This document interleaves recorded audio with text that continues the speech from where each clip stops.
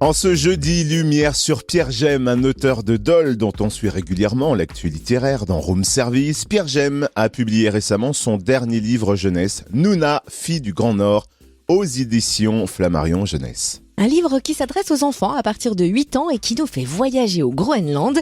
Partons sur les traces de Nouna avec son créateur, Pierre Gemme, bonjour. Bonjour Cynthia, bonjour Totem. Alors plongeons directement au cœur de l'histoire. Est-ce que vous pouvez nous présenter votre personnage, Nouna, et nous donner les grandes lignes de l'histoire ? Oui, absolument. Nouna, mon personnage est une jeune Inuk de 8 ans.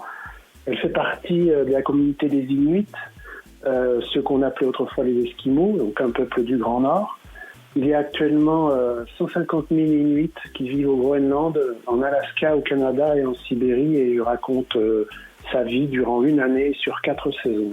Et alors, comment cette histoire a-t-elle germé dans votre esprit ? Alors, je me suis toujours intéressé aux peuples du bout du monde.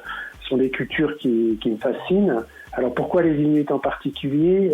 C'est sans doute parce que je suis né à Saint-Claude et que je passais régulièrement devant la maison de Pauline et Victor.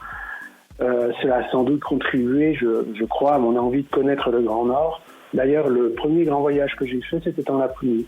Et alors l'histoire de Nouna permet de toucher un sujet aussi qui vous tient particulièrement à cœur, c'est le respect de la nature, de l'environnement sur le déclin, malheureusement avec le réchauffement climatique. C'est une manière, ce livre, de sensibiliser dès le plus jeune âge ? C'est un moyen, même si le réchauffement climatique est un thème que je n'aborde qu'en toile de fond dans ce roman. Je ne voulais pas faire un livre spécifiquement sur ce sujet. Je crois que les enfants vivent dans un monde suffisamment anxiogène pour ne pas ajouter de l'inquiétude et de la tristesse. C'est une lecture ludique et j'ai préféré axer mon ouvrage sur les traditions, la famille, l'aventure, même si le sujet environnemental est sous-jacent. Ce qui ressort clairement de l'histoire de Nouna, c'est l'importance des liens familiaux, des moments de partage, de transmission entre générations. Un peu aux antipodes de notre génération 2.0 vissée sur les écrans, c'était une volonté de mettre en avant la richesse des relations humaines ? Absolument. J'ai vu au Groenland des enfants et des adolescents qui jouaient dans les rues ensemble avec leurs parents ou leurs grands-parents.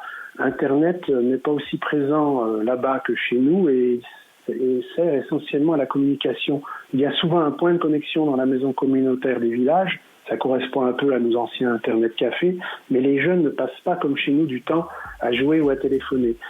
D'autre part, l'hiver est long, les veillées, les contes, la tradition orale sont encore très présentes.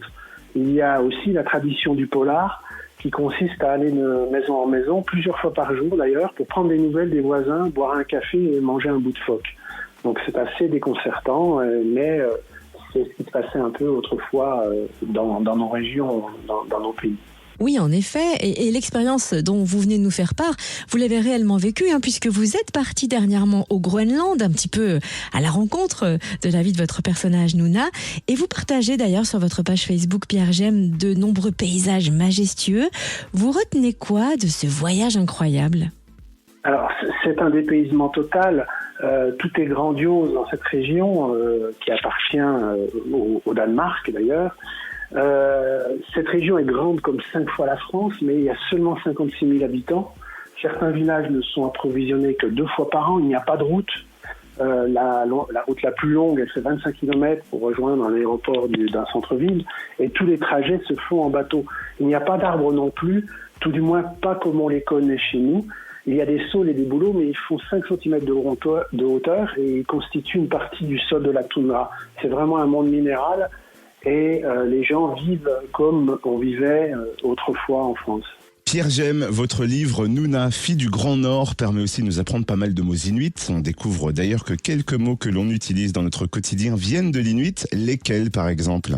Alors, il y en a peu, à vrai dire, mais les mots kayak, anorak, parka et glou sont entrés dans le langage courant.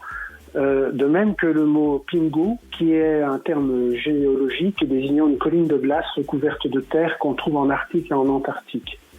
Donc c'est un livre vraiment à mettre dans les mains des enfants et des plus grands parce qu'on apprend effectivement pas mal de choses. Nouna, fille du Grand Nord, aux éditions Flammarion Jeunesse. Est-ce que vous avez prévu des séances dédicaces prochainement ? Oui, dans la région, je serai à Livre dans la Boucle à Besançon les 16, 17 et 18 septembre.